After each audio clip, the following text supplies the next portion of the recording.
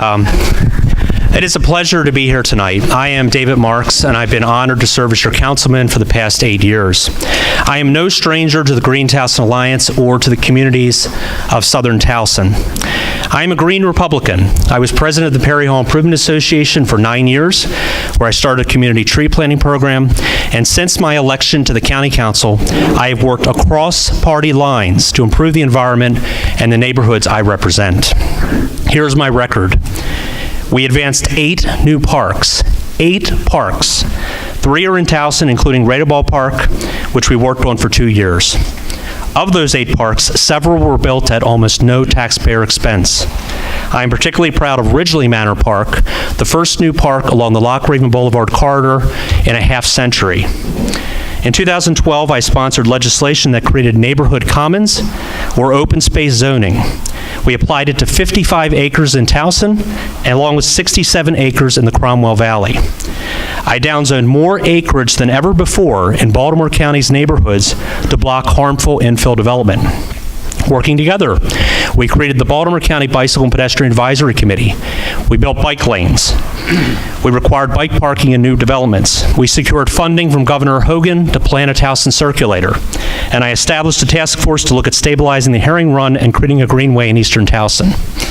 Yes, we've had development in downtown Towson, but that growth is needed to respect the integrity of the urban-rural demarcation line, which shields Baltimore County's lush green north. I've looked out for Towson's outer neighborhoods as well, whether it's by renovating 3 schools in Towson or resurfacing roads in places like Annesley or the southern half of Idlewild. I have been a thoughtful, approachable councilman, and unlike my opponents, have worked across party lines over many years to deliver real results for Towson. Thank you very much for the opportunity to be here tonight. If you don't mind, I'd like to stand up. I'm not a sitting elected official. My name is Jay Payne. I'm a family man, a member of this community. I've lived in the 5th District for 20 years. A lot of people have asked why I'm running. I'm running because I care about my community and I am concerned about what's going on with the overdevelopment, public safety, and a number of various other things.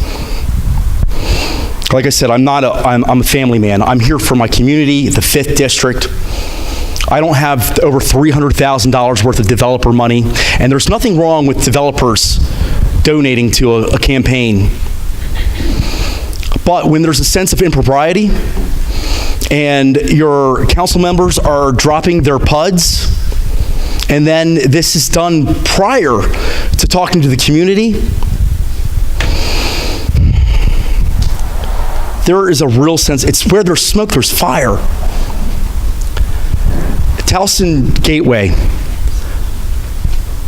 my councilman, he sponsored the development initially, but when the community cried foul, I'm sorry, I withdraw my support. Same thing happened with Towson Row, the Towson Hole. My opponent started the PUD, and then withdrew his support, and we are all on the hook for $43 million taxpayer subsidized grant to the developers. There's nothing wrong with development. We need that. That was a brown zone. We need that. But we're on the hook. We need 3 high schools in the county. We need Towson High School, Delaney, and Lansdowne. I'm tired of the shell game. Like I said, I'm a family man and I care. I'm here to represent the 5th District on the Baltimore County Council. And no more shell game if I'm elected. Thank you very much. I appreciate your time. Thank you to the Towson Green Alliance, and thank you to everybody here. So, and it's going to be a quick answer, and you know, the answers aren't easy, they're simple, but we have to have the audacity and wherewithal to do them. The $43 million taxpayer dollars that went to Towson Row, I get confused between the two, the Towson Hole or Towson Gateway, but that's $43 million right there. That was taxpayer money handed out for private development. They should be getting a loan just like every other small business out there. Shouldn't they? Why should we be subsidizing them? So we need to go ahead and look in our own house and see what we're doing. Why are we giving away money to private developers, tax dollars? So let's start there. Let's start at the top. And so that's my answer to you. We need to look at the top. Where are we putting the money and where are we giving it away? Thank you. Anybody else? Here's what Mr. Payne won't tell you. I voted against the $43 million taxpayer bailout of Towson Row. I repeat, I voted against the $43 million bailouts. Okay? The 3 Republicans on the council voted against the bailout. And that's important. And I voted against it precisely because I thought it should have been more of a loan, not a grant. I didn't like the fact that the Cabinet's administration informed the council through a press release that went out on Black Friday after Thanksgiving. It should have been more of a loan. Absolutely agree with you, and I'm proud that I voted against that. As far as his earlier comments about developers and funding, I've gone against the developers and against the Cabinet's administration and boosted open space funding. We worked for about 2 years, and we finally were able to get it so that the developers in downtown Towson were not exempt from open space fees. They now pay $2,000 per unit. We use that money to expand Towson Manor Park, and we're going to use it for future projects, as the money comes in. But the one thing we can't do is something that Mr. Payne has suggested. Mr. Payne put out on his Facebook page last year the following statement: Baltimore County property taxes should be abolished. He said this. Gosh, yes. You think they should be abolished? I'll tell you what, I don't like taxes, sir. Do you? I don't like taxes either, but property taxes make up over 40% of the revenue that comes into Baltimore County. How in the world are you going to pay for a new Towson High School by abolishing property taxes? Well, how are you giving away money? So you drop the PUDs. Let me explain. Let me finish, Mr. Payne. Let me finish, Mr. Payne. So, it's easy to do what some politicians do, which is to go on Twitter or go on Facebook and say random comments late at night maybe, like this, and then don't have a practical solution. Now, here's what you can do, Marcia, to look at the future. Number one, the high school funding. Our high schools are projected to cost at least $130 million each in Baltimore County. Other counties are building high schools at a much lower rate. Howard County, Harford County, they're projected to build their high schools at around $100 million. Why do ours cost so much? That's something we need to look at. Second, impact fees. We are the only county in metropolitan Baltimore that doesn't assess impact fees. The problem is the county council can't do it unless the state legislature gives us the power to do it. Okay? So that's why we don't have impact fees. The third thing we can look at doing is always trying to get more state aid. We provide $2 for every $1 the state gives us. That's another reality. And then, third, we can always look for ways to cooperate with Baltimore City collegially and public safety and planning initiatives. I think those are certainly very good things we can work on. It is a great question because I do never want Towson to become like Washington. When I ran for office in 2010, I promised to be both bipartisan and independent. Bipartisan to the extent that I would always seek common ground with those I serve with, but independent to the extent that I would always say no, particularly on issues of good government and conscience. If I had not been bipartisan, I would never have had the record of results that I've achieved. I am so proud of the work we've done to air condition every school in the 5th District. In Towson, to receive money for 3 school renovations, including Dunbar Middle School. I'm proud of the work we've done to build 8 new parks. I'm proud of the improvements we have done from Charles Street to the Harford County lines. You don't get that by being overly partisan, by being antagonistic, by being nasty. You get those results by cordially disagreeing with your opponents, but always looking for ways you can get things done. And it really stands in stark contrast to my opponent in the Republican primary, and he said this on Facebook. I know too many progressive liberal Democrats that approve of Councilman David Marks, which makes me question his policies. Folks, there's probably a lot of Democrats in this room with whom I have worked over the past 8 years on issues like getting flood control in Stoneleigh, or getting the streets paved in the lower half of Idlewild, or building Radeball Park. And you know what? I am so proud that I worked across party lines on your behalf. That was a secret settlement that was developed between the county executive's attorneys and the other parties. I will be putting in legislation at the next legislative session or the following legislative session that would require settlements like that to go before the county council. Other jurisdictions have boards of estimates and bodies that approve these types of settlements in public. We do not, and I want to change that in the future.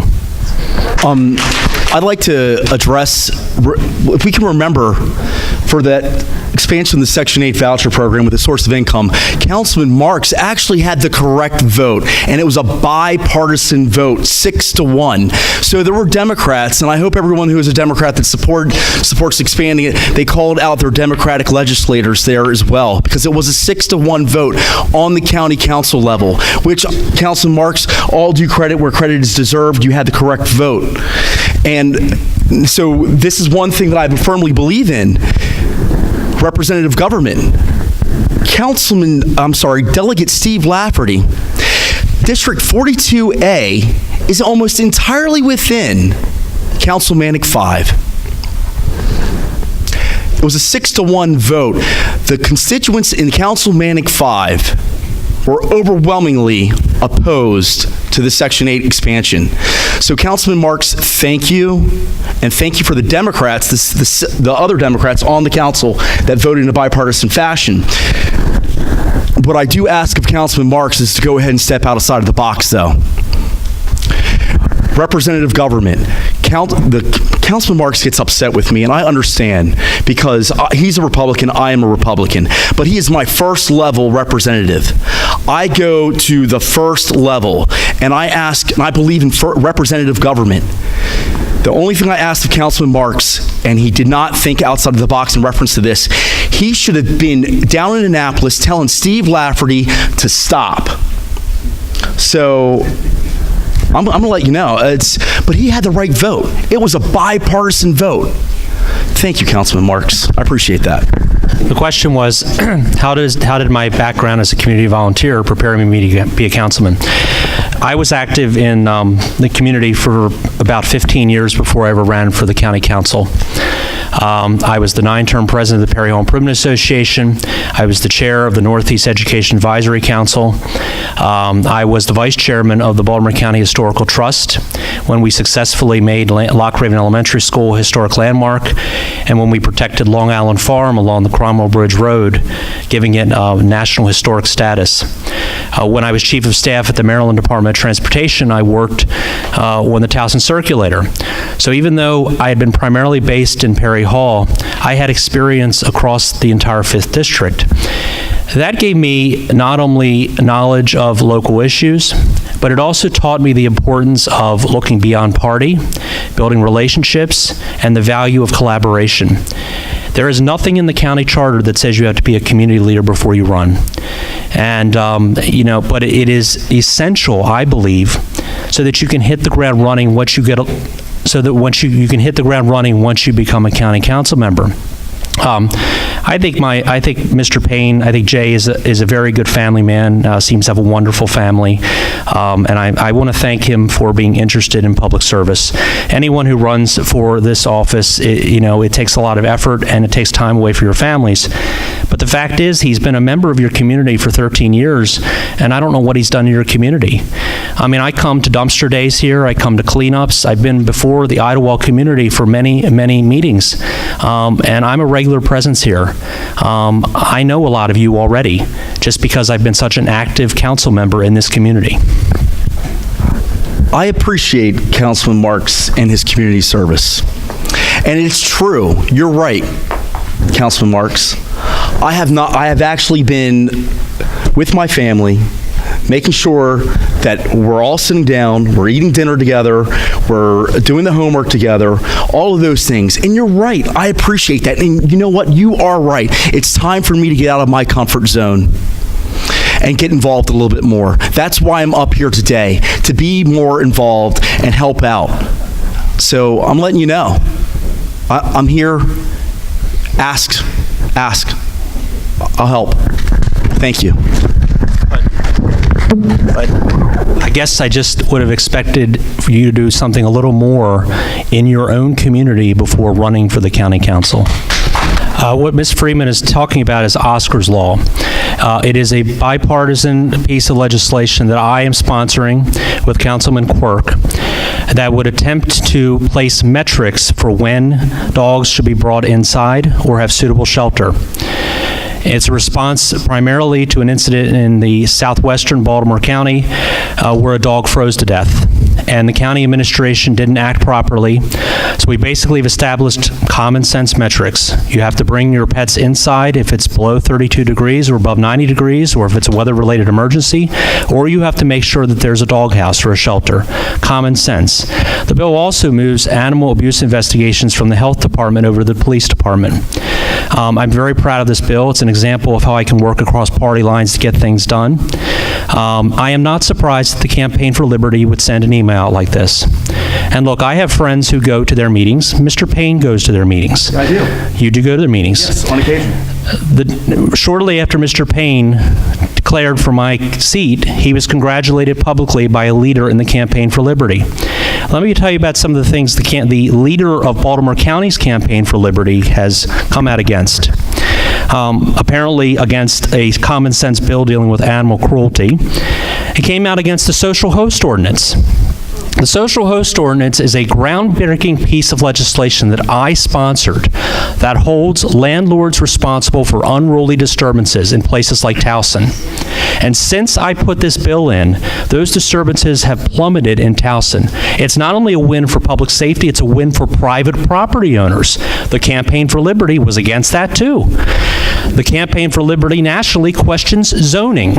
They don't think we should have zoning ordinances in some cases. And yet, their leadership congratulated Mr. Payne when he ran against me. Look, I will always work with civic-minded individuals of all political persuasions, but when people engage in some of the vitriol that the leader of the Baltimore County Campaign for Liberty has done, I don't know where we can find common ground.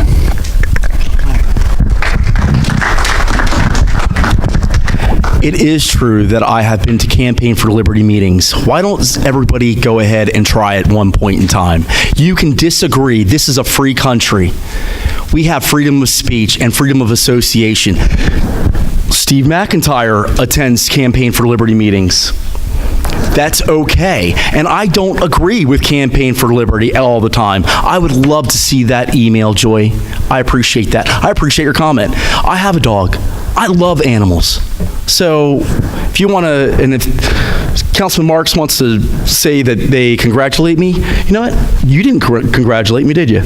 Congratulate me for wanting to run against you. I guess not. But either way, it's freedom of association.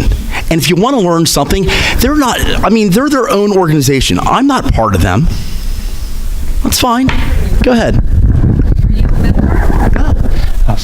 I'll be very brief. It is no secret that the leaders of the Campaign for Liberty actively want you in this seat instead of me. Okay, you are the Roy Moore. They want me in this seat instead of you. Okay, Mr. Payne, you would be the Roy Moore of Baltimore County. If you beat me in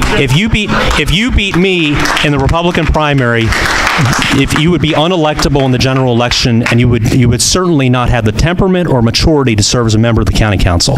Thank you. It is an excellent question, and I know that many Towson residents are engaged in that issue. I am very proud to have been honored by the Gunpowder Valley Conservancy, which is one of Baltimore County's leading environmental organizations, for my work in preserving green space. I have a wonderful relationship with Neighbor Space of Baltimore County, and we've worked to build 2 new parks parks at no taxpayer expense: Ridgely Manor Park along the Rock Island Boulevard corridor and Adelaide Bentley Park in northeastern Towson. We have 2 other parks under construction in Towson. One is the Patriot Plaza, the Greening in downtown Towson, and Radeball Park just up the road. And there were a lot of you in this room that I worked with on that. That was a really tough process, and I want to thank you all for working on that. You're going to be very proud of that park very soon. So, one of the things that attracts people to Towson is the consciousness we have for our environment. Again, I'm proud that we've downzoned so much land. We have open space zoning in a lot of the land, but the parks are definitely an asset. In terms of transportation, my professional background before I was elected was in transportation. I held senior positions at the federal and state governments dealing with transportation issues. I was chief of staff at the Maryland Department of Transportation when we started this Towson Circulator, and that is a project that I would definitely like to see implemented in Towson. We were able to obtain some planning money from Governor Hogan's administration. Unfortunately, the county executive blocked it. The county executive, who is now running around talking about what a transit advocate he is, blocked the circulator in downtown Towson. And look, I can respect him opposing the project on principle, or if he has some knowledge that I'm not aware of, but he didn't offer a solution. We don't have many more places in Towson where you can build more roads. You have to have more bike lanes, which we've done. You have to have better mobility through a circulator, and you have to pay attention to calming measures like in Stoneleigh and Annesley and in Rogers Forge. I'll conclude with this. I just sponsored a piece of legislation that's going to be on the ballot this November, which will take the Department of Public Works and add to its mission pedestrian and bicycle elements and transit where appropriate. It'll head to the voters, and that way when we have a new county executive, he or she can set a tone of being pro-transit where necessary and pro-transportation and pro-environment. Folks, we got a miracle. We all agree about the organized green space and the passive green space, the 6 Bridge Trail. My childhood home was Montgomery County, Maryland, and the system that they have in Montgomery County, Maryland, is actually second to none. There were plenty of parks, there were trees, there were trails. It was beautiful. I love it. I am concerned about our overdevelopment, and I'm concerned about narrowing the roads. We really do need to look at that. But for the most part, look, we have a bipartisan table right here, right now. Everyone, I think, agrees. So, thank you. Yeah, thank you very much, Jay. And I'll just close by this. I'll just give me a minute. Imagine 2021. A new Towson High School is done, and next to it we have a beautiful greenway along a stabilized herring run connecting Radeball Park and Overlook Park. That's what Eastern Towson can look like in 2021. Let's make it happen. It is a terrific question. It is one of the top issues that always comes up at this community association. Thank you for answering it, for asking it. I wish you had the answer. I think there's several things we can do. First, the tone really needs to come from the top. Baltimore County is a strong executive, and the tone of the next county executive will determine how much latitude our Department of Public Works has in addressing these issues. I look at what other jurisdictions have done, and I'm just amazed that Baltimore County hasn't been allowed to do those measures. I put a bill in last year that would have taken a certain percentage of the speed camera revenue and allocated it for digital signs along heavily traveled routes like Registered Avenue. They wouldn't ticket anyone. They would simply flash your speeds. It would be a reminder to people to slow down. Baltimore County executive, and unfortunately 4 of the members of the council did not support the bill, so it died. I'd like to bring that bill back.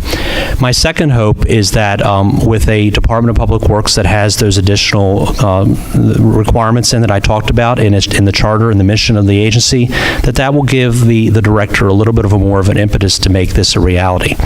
But you're absolutely correct. It's a public safety issue. It is something that our residents want, and I will continue to do my best to address it. Thank you for stepping up and asking the question. I want to address the York and Stevenson issue. And actually, a friend of the family was struck by a car. She's a crossing guard, Miss Kennard, and she was struck by a car with all the traffic problems that we have there. And the last thing I want, I have young children. I have a 7-year-old and a 10-year-old. Please, let's, we all care. Coming from love, okay? I want to address the Register Avenue, and this is an unpopular opinion. I am not a fan of speed cameras. I want to let you know I'm not a fan of speed cameras. I believe that we should put speed humps in there. If we can do it in front of Dumbarton Middle School, and we can put it on Register Avenue. We can put them anywhere. And not anywhere, but we need to put the speed humps in because they'll actually slow you down. Last thing I want to have is a picture of a kid getting hit by a car, because that's all it is. It's just a picture. People are still going to speed. So I'm a fan of speed humps, and I think we should look at that a little bit more. And again, I want to thank you. A family friend was struck by a car, so that means something, and thank you for coming up and speaking. Do you go to Towson, you said? Yeah. Let me tell you a story. Last year, there's a Project Citizen class at Towson High School. They made this their research topic, and they were able to get speed bumps on egg birth. That's why egg birth has speed bumps. So I want to thank you for coming on a gorgeous night. Thank you all for coming. But I want to also go back to your classmates and make sure they know that projects like that can make a difference. Yes. This is going to be an important election year. The county executive's race obviously is open. I have not officially endorsed in the Republican primary, but I will tell you I have a 20-plus year record of involvement with Al Redmer. Al Redmer represented my hometown of Perry Hall in the House of Delegates. I think he's a right-of-center Republican,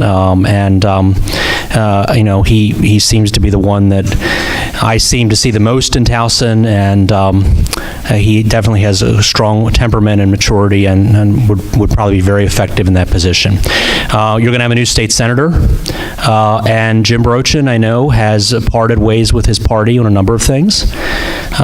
Chris West is someone running for that seat who I think could carry on that tradition very well. You're going to have a new school board, and I want to recognize Julie Henn. Julie Henn will be running for as one of two candidates running for the school board, and I want to thank her for coming tonight. So it's an important election year, a lot of quality candidates running, and thank you all for coming out to meet some of them. As far as the recycling spice, I totally agree with you. We have to do far more to improve recycling. We have to cut down on plastic pollution. We have to find some way of dealing with this bag issue. Driving around this county, particularly after the windstorms, it is amazing the trash that is collecting on trees along the corridors. There are only so many road crews that can go out and collect this trash. It is particularly bad this year. So I think it's better environmental education. It's finding a solution to reduce plastic pollution. And I agree with Delegate Lafferty, finding a way for the county's recycling center to accept glass and other products like that. And polystyrene? Right, absolutely. So the first question was, who would I be supporting for county executive? I'll be supporting a Republican for county executive. But if a Democrat was going to be elected for county executive, it would more than likely probably be Jim Brochin. So I just want to let you know, I will be supporting a Republican, more than likely Al Redmer. We'll see what happens. As far as your question about the environment? Trash. Okay, all right, the trash, yeah. Well, I believe that we need to continue the recycle program that we have, and we'll keep working at it. Spice, you have a lot of ideas. I talked to you over there for several minutes, and I was very impressed with your knowledge. So I'm looking forward to working with anybody that really cares about the environment, and we can talk and come up with ideas together. Thank you. So the schools with the overcrowding and the fact that we do need a new high school, I want to look at see what we can do. Anything and everything. It's important because I have young kids, 7 and 10, and they're going to be going there. They're going to be going to Dumbarton. We need to look at all options available to make sure that our school is up to date and can handle the capacity. I am concerned about the overcrowding and what's going on with the overdevelopment. How many more units of housing are we going to put into the neighborhood? How can it handle it? I've heard one person suggest downsizing the schools district. Well, Absolutely not, as far as I'm concerned. I live in Idlewild, and I'm on the bubble if that happens. And I do not want to see the school zone get redistricted. So we have to look at all options to be able to keep everybody in the neighborhood and at the school. It matters. It matters to everybody in the room. It matters to me. Thank you. We have, Phoebe, thank you for your question. We've had a lot of conversations about this. You know, the very first thing that I worked on as a councilman was to deal with the Stoneleigh Elementary School overcrowding. I have my disagreements with the county executive, but I want to thank him for the support he gave this community on that issue. And your community's involvement.